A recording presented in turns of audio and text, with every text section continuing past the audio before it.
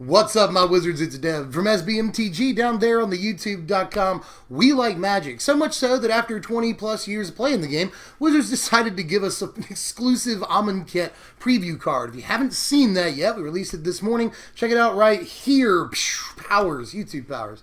But if you have seen that, go ahead and stick around with us because there's like 14 other Amonkhet preview cards to talk about. Before I get started, let me go ahead and remind you to like the video if you enjoy the video, and make sure you sub and hit the bell for notifications, because not only will tomorrow be the very last day of previews, today is the last day of individual previews. Tomorrow they'll just spoil the whole rest of the set, so you want to be around for the video on that. You want to be around for the pre-release guide. Want to do that because pre-release guides are cool, and you also want to be around for the deck techs, which start next week. So lots of cool stuff coming up. Make sure you sub for that. But let's talk about these spoilers. First of all, pretty big news right here: more deserts. We saw 2 more deserts today, so some of these desert synergies are starting to make a little bit more sense. But let's go ahead and take a look at both of these right here, starting with Cradle of the Accursed. Right here. This is a land. It's a desert. Obviously, it taps for a colorless, and you can also pay 3, tap it, and sacrifice it to create a 2/2 black zombie creature token. And you can only do that, by the way, when you can cast a sorcery. Alright, so this is far from being Mishra's Factory or Mutavault, but it's still, you know, whatever. It's alright. It's a land that can become a creature, and yeah, you have to sacrifice it, all that, yada yada. I know a lot of people are saying it's not really worthy of standard play, and I'm probably on those people's sides, you know, especially the zombies decks in particular right now look like they're going to want to jam white and possibly blue in there, and they already have this huge commitment to black mana, so I'm just not sure that they can afford to run a colorless land, but we'll have to wait and see. I mean, outside of just zombies decks, this could be a land that is a creature, and those tend to be decent, especially in formats where we have ways of getting lands back from our graveyard, which we certainly do. So it's a possibility, but mostly I could say this is just a decent limited card. But here's the good desert, as far as I'm concerned. This is Grasping Dunes right here. It is a land desert. You can tap it for a colorless, or you can pay 1, tap it, and sacrifice it to put a -1/-1 counter on target creature. You can also do this only anytime you can cast a sorcery. Well, this is removal on a land, so that's pretty decent right there. And it also synergizes with a bunch of -1/-1 counter stuff in the format. You know, Hepatra, Scarab Feast, Channeler Initiate. There's some stuff, you know. And it just has this sort of this basic threat of activation. You know, it can either sit on the battlefield during combat and make your opponent have to do extra math, you know, or it can come down second main phase and kill a guy that your opponent, you know, didn't account for combat math-wise. It should be said that both of these lands might matter for delirium strategies, especially Grasping Dunes. This card looks at least somewhat solid, and they're decent for turning on Revolt too, so there's that. And I should also say before we get out of here that Cradle of the Accursed is a common, so that could affect something in Pauper. I mean, it just seems decent to have a creature land. But here's the big card from last night. Everyone's saying might be the savior of Standard. I'm not 100% sure. How about you, Julie? Hey, how you doing? In any case, this is Gideon's Intervention right here. It's 4 mana. That's 2 and 2 white for an enchantment. As Gideon's Intervention enters the battlefield, choose a card name. Your opponents can't cast spells with the chosen name. Prevent all damage that would be dealt to you and permanents you control by sources with the chosen name. Well, people are singing Ding Dong, the Witch is Dead and all that about cat combo, but I'm just not 100% sure on that. I mean, honestly, first of all, you have to be on the play, theoretically, if your opponent's going to get the combo turn 4, and they won't always have it turn 4, obviously, but if they do, then you have to be on the play, hit all of your land drops perfectly, and then resolve this, which is sometimes easier said than done. So I'm just not sure that it is the ultimate death of cat combo. In some ways, I might like Authority of the Consoles a little bit better, but even if you're not naming Felidar Guardian or Saheeli Rai, and for the record, you'll name Felidar Guardian, it's probably the better thing to do. But in any case, even if you're not naming them, it does have a variety of targets in the format. It's at least sort of versatile enough to name things like Heart of Kiran or Dynavolt Tower or Gear Hulks or anything like that you might be having trouble with in the format, but I guess it's not very good against tokens. Let's at least point that out, right? But, you know, I'm just not really sure. Although we're seeing a lot of protection from white right now. You know, if you play turn 3 Gideon, get his emblem into this, then you're doing pretty good as far as protecting yourself. And you could always name something that kills planeswalkers. So there's that too. But I'm just not really sure at the end of the day how much it sees play, you know. Definitely a sideboard card to look out for, but a couple of weeks from now, will it be something that is forgotten. We'll have to wait and see. Here's Oketra's Attendant right here. This is 5 mana, 3 and 2 white for a 3/3 bird soldier with flying, and you can cycle it for 2, and you can embalm it for 3 and 2 white, same as its casting cost. Probably a limited all-star. Seriously, I really, really like this card in limited. 3/3 flyers for 5 or at least a decent deal. At least a decent deal. And this can either be a 3/3 flyer twice, that's cool, or it can essentially be a 3/3 flyer that draws you a card. That's something too. So, again, I've said that I'm sick of saying the word versatility, but so much versatility in limited because sometimes you want to draw a card and sometimes you want to have a 3/3 flyer twice, which is probably more likely, but still, the fact that it's an evasive creature that comes back is absolutely ridiculous. And I really like seeing cycling and embalm on the same card. It's really obvious that they synergize, right? But you're not going to see them on the same card very often. This is a really good trick there, Wizards. Looks good. As long as we're talking about cards from last night, let's talk about this stupid thing right here. This is Harvest Season. It's 2 and a green for a sorcery. Search for up to X basic land cards from your library and put them onto the battlefield tapped. Then shuffle your library. X, in this case, is equal to the number of tapped creatures you control. Well, this is good with Cryptolithrites, probably. You know, it's just also straight up good with ramp creatures in general. And like in EDH, you could probably just go get 10 lands right quick, courtesy of a bunch of elves or something like that. So, I mean, a lot of uses for the card. I mean, in Standard, there may be like a green-white tokens deck or something like that, or just a green-white ramp deck or something that like puts 4, 5, or 6 lands out into play like in the mid-game sometime, turn 4 or 5.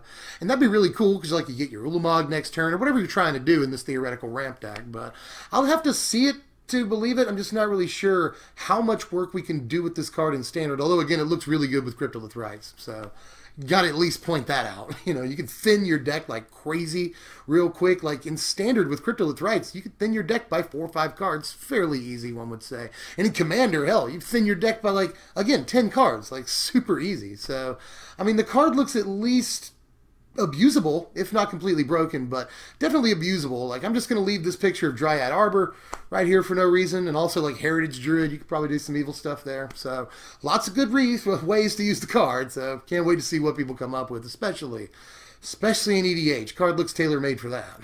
Here's Blood Fury Minotaur right here. This is 2 mana, 1 and a red for a 4/3 Minotaur Warrior, and when it enters the battlefield, you discard a card. What was I just saying the other day? We need a 2-drop Minotaur for Neheb. And if you're building the Neheb deck, this is definitely a pretty good 2-drop right here. But in any of the Heckbent decks that we see shaping up here with this new pseudo-Hellbent mechanic in this set, this is probably the 2-drop that you want to play. What you're looking at really is like a Pale Rider of Trostani that loses Skulk but gains an extra point of power. But that extra point of power means a lot in this format. It can crew almost any playable vehicle, or basically any vehicle that people actually play right now. And it can turn on Ronus, which is pretty important too. You know, Lambhold Pacifist. There's other reasons why you might want a 4-power guy on turn 2. And a 4-power guy just creates like a bunch of board pressure really early in the game. And like on turn 3, this looks pretty good with like a Fiery Temper or something. There's just a few different ways to play this, and it's definitely going to want to be in the deck that's trying to dump its hand before turn 3 or 4. Here's Shadow of the Grave right here. I love this card. This is 2 mana, 1 and a black for an instant. An instant, by the way. Return to your hand all cards in your graveyard that you cycled or discarded this turn. Alright, so maybe my favorite art in the set. First of all, I want to get that out of the way. It's really, really awesome art. But more importantly, I want this to be busted in like a Yawgmoth's Will kind of way. That would be super awesome. And it might be with New Perspectives or even Fluctuator in older formats. Also, by the way, just in Standard, there's like Noose Constrictor, which seems pretty awesome with this, right? Especially with Fling in the format. Discard your hand, get them all back for 2 mana, just discard them again, make your Noose Constrictor huge, and just fling it at the opponent. That seems like a pretty straight deck right there. There's also Nahiri's Wrath. It seems pretty good with this, right? So there's anything in this format that like wheels your hand, you know, like Oath Chandra does that, and Collective Defiance does that. You could also play with Collective Brutality. I don't know if I mentioned that yet. Like, there are very good ways to use this card just in Standard, but in older formats, man, like, there are also crazy ways to use it, because there are so many ways to wheel your hand for relatively low mana counts. So this is probably going to do a thing, especially if New Perspectives is a thing in Standard. Yeah, just cycle all your stuff for free and then get it back for just 2 mana, so you can cycle it for free again. Like, I still don't know what the end game in the New Perspectives deck is necessarily, but I can't wait till we find out, because it's gotten a few pieces just today. This isn't the only one. For instance, there's this card right here. This is Commit to Memory. It's an Aftermath card. The commit half you'll cast out of your hand is 4 mana. That's 3 and a blue for an instant. Put target spell or non-land permanent into its owner's library, second from the top. The memory half that you'll cast out of the graveyard is the one that people are going nuts about. It's 6 mana. That's 4 and 2 blue for a sorcery. Each player shuffles his or her hand or graveyard into his or her library, then draws 7 cards. Okay, so first of all, the professor has to redo his Leovold deck tech. Sorry about that, professor. But outside of that, again, in new perspectives, this could be an interesting piece. First of all, the deck might want a 4-mana counter that's splashable, first of all, because it may be a 4 or 5 color deck. I really think we're seeing something shape up here. This deck, the brewer sense is tingling. Like, something is happening. That we don't quite see yet. But in any case, in new perspectives, we may want a 4-mana splashable counter that essentially shuts them out of playing that spell again until at least we have our new perspectives on the board if everything goes the way we want it to go. So that might be okay, especially when that 4-mana counter, like, and it, by the way, I should say this is not just a counter, it also removes permanents from the battlefield, which is insanely important at instant speed, so just keep that in mind too. That the first half of the card is not bad. It's really not. 4 mana is a lot, but it's not terrible. It really isn't. But the second half of the card you cast out of your graveyard, 6 mana for essentially a Time Twister is super sweet, especially again in new perspectives where you've just cycled a bunch of cards into your graveyard. Well, just draw them all again and then cycle them for free. So, like, I want this to be a thing really, really bad, so we got to get to brewing, and hopefully a bunch of other people are doing so as well, because I feel like that's going to be a deck that we are going to need to share a lot of information about before it becomes a real thing and we know what the hell we're doing with it. So just cannot wait to try and make it work, honestly. Every day has got me more excited for new perspectives. And yeah, I know it's a 6-mana enchantment. Well, yeah, just let us all figure this out. You can help us figure it out. It can be a thing. While we're talking about Aftermath cards, here's start to finish right here. I actually think it looks okay. The start half you'll cast out of your hand. It is 2 and a white for an instant. That's important. Create 2 1/1 white warrior creature tokens with vigilance. The finish half that you'll cast out of your grave is 2 and a black for a sorcery. And as an additional cost to cast it, you'll sacrifice a creature to destroy target creature. Well, it's definitely really, really good and limited. You know, develops your board and is removal. So this is fantastic. But a lot of people are counting it out of standard play. I'm not 100% sure, honestly. Like, instant speed on a token generator is actually really, really good. And the tokens get an ability for what it's worth. They get vigilance. So that's kind of cool. But instant speed on a token generator is actually really decent, especially when it's stapled to a Bone Splinters. And yeah, it's a 3-mana Bone Splinters, but I could maybe see a token strategy, especially, you know, a white-black token strategy, an aristocrat strategy of some kind, looking to take advantage of something like this. A 3-mana Bone Splinters may be okay, as long as it's stapled to an instant speed token generators. Cards seem solid. And I'll finish off today's Aftermath cards by talking about Spring to Mind. The spring half is 3 mana, that's 2 and a green for a sorcery. Search your library for a basic land card, put it onto the battlefield tapped, then shuffle your library.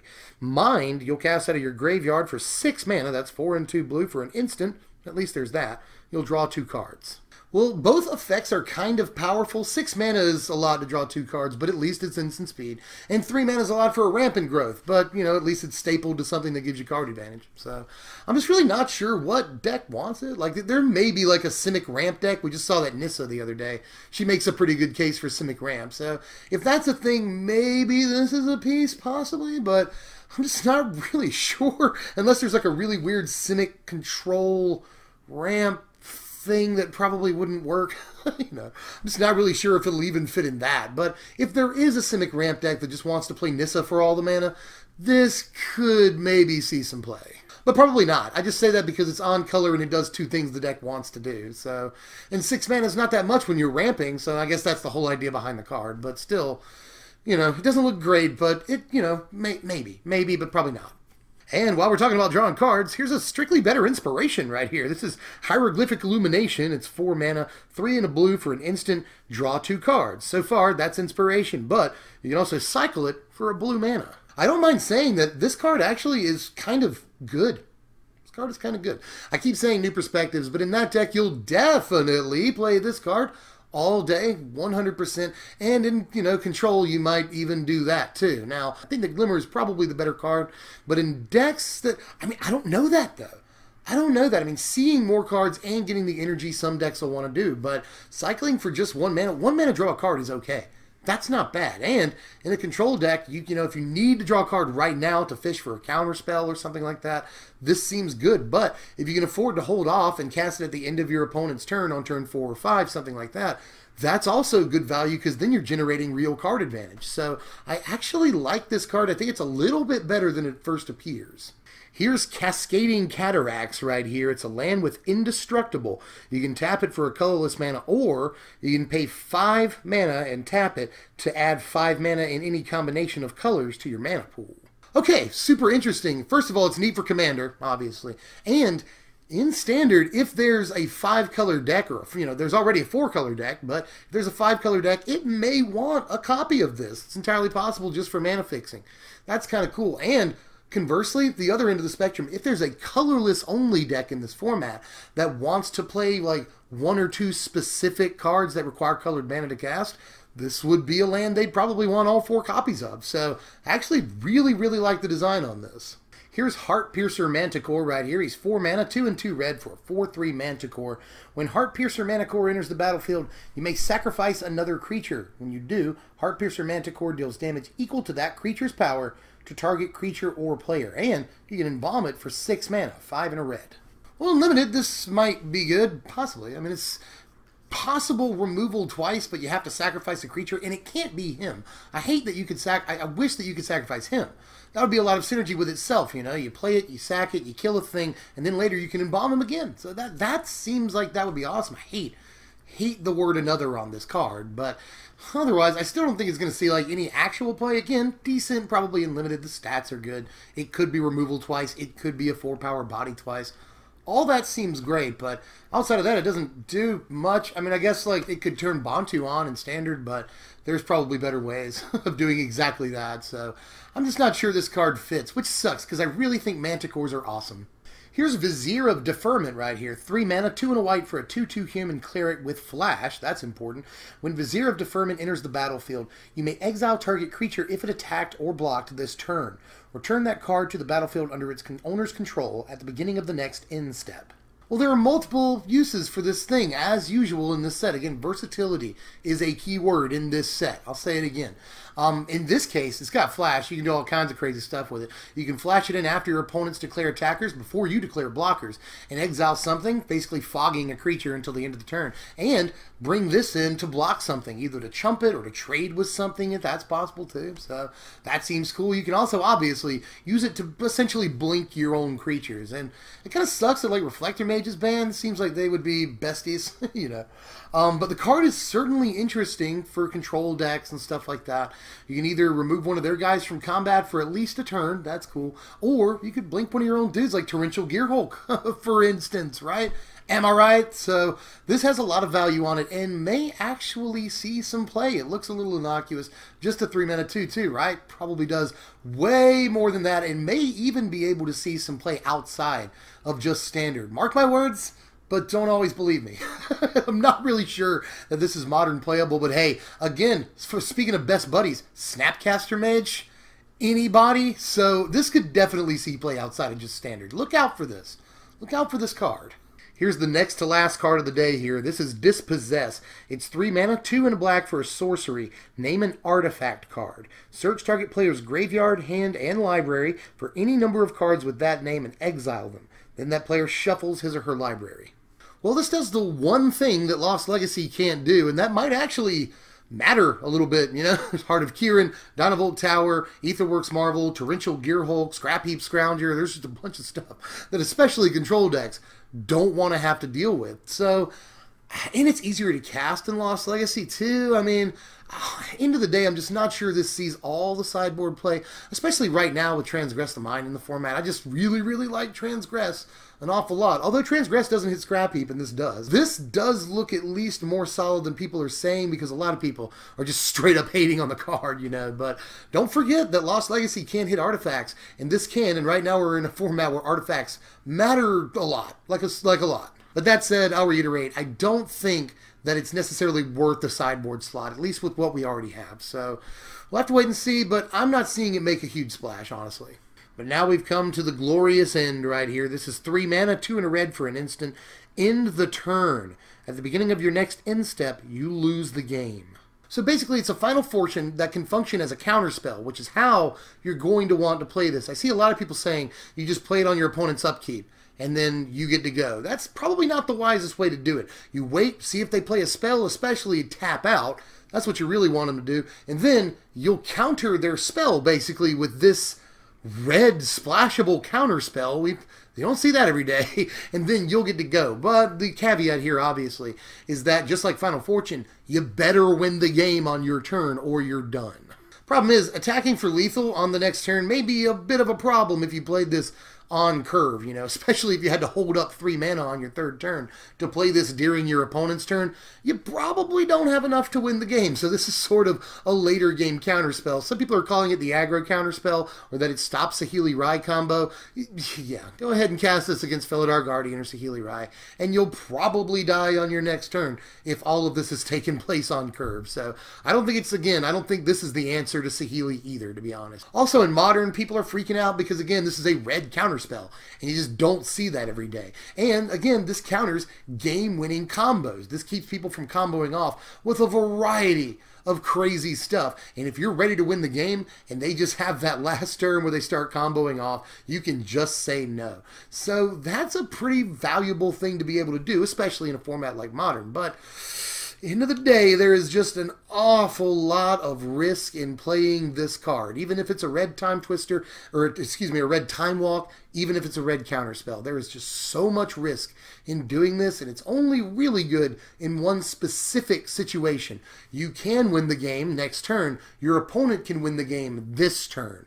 That's the situation it's good in. Stop your opponent from winning, take your turn and win. That's a pretty important situation because it happens more than you might think, but I still don't think that this is an amazing card. But again, people who are freaking out about this for Modern play, I want you to prove me wrong. I'm excited to be proven wrong about this card. That's all the spoilers for today, and I think that might be it until tomorrow when the entire set will be spoiled sometime in the morning. So look out for that. I always do like a top 20 or 25 cards from the last day of spoilers because there's going to be like 100 cards spoiled tomorrow. So can't cover them all. I'm just going to do my top 20 or 25 on the day. So be on the lookout for that. After that, it's the pre-release guide, which should be out by Monday or Tuesday of next week. And then short order after that, deck techs. There are going to be at least 2 in the span of next week, if not 3 if I can help it. But I'm not going to kill myself. There's a lot to brew up around here. So let me know what decks you want to see coming up, both budget and competitive. And let me know, what do you want to see first? Do you want to see a competitive deck tech first? Or do you want to see a budget deck tech first? I am all ears. You guys are the ones who are going to tell me what to do here. I've got a bunch of decks I'm brewing up, but I'm very interested in what you want to see. So let me know. And again, if you haven't checked it out yet, go check out our exclusive Amonkhet preview card from earlier. I think it's a good skit. It's a little cringy, but it's still, a lot of people like it. So go check it out, and I will see you guys later. I'm Dev from SBMTG. Thanks for watching, my wizards.